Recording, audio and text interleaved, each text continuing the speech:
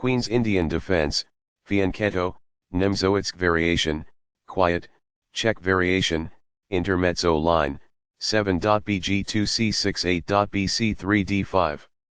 Balanced, neither player ever had an advantage. That game was pretty competitive. Both players had an amazing opening. That was an incredible middle game by both players. Opening with the queen's pawn.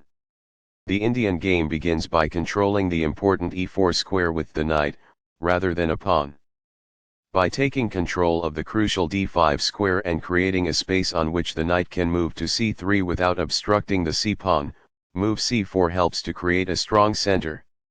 The move e6 creates a line for the dark squared bishop, sets up a rapid castle, and prepares to push a pawn to d5 and recover the piece if it is taken. Nf3 develops toward the center, putting pressure on the e5 square and adding another defender to the d4 pawn.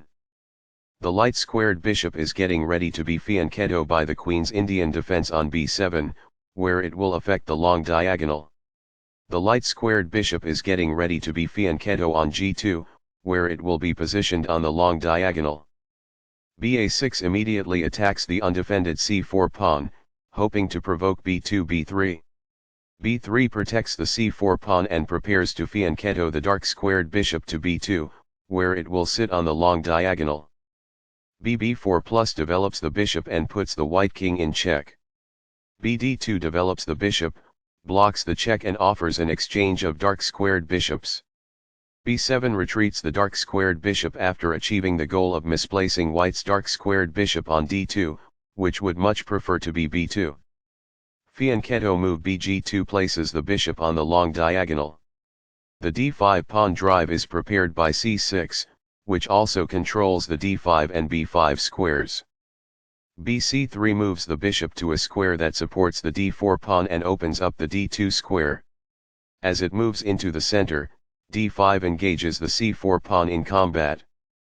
This defends a piece that is being attacked but is not well defended. This develops a knight from its starting square, activating it. Castling gets the king to a safer square, out of the center of the board, while also developing a rook. Castling kingside tends to be safer because the king is further from the center.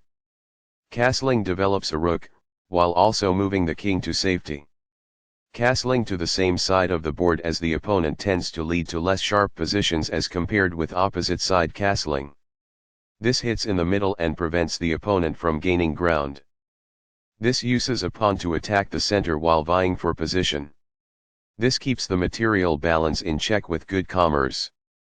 Recaptures. It is the last book move. This buys time by putting a knight in danger and getting it to flee. It is ideal. This protects the attacked knight. This threatens to reveal an attack on a bishop while also checking the king. It is best. It is a fair deal after all captures. It is ideal. Backs off. It is ideal. The rooks can see each other now, allowing them to provide mutual defense. This prevents the opponent from being able to reveal an attack on a bishop while also checking the king. It is excellent. This exchange is fair. It is ideal. This keeps the material balance in check with good commerce. It is ideal. It is a fair deal after all captures. It is ideal. Recaptures. It is ideal. The knight becomes more active as a result, gaining control over more of the board. It is quite good. This exchange is fair. It is ideal. Backs off. It is ideal.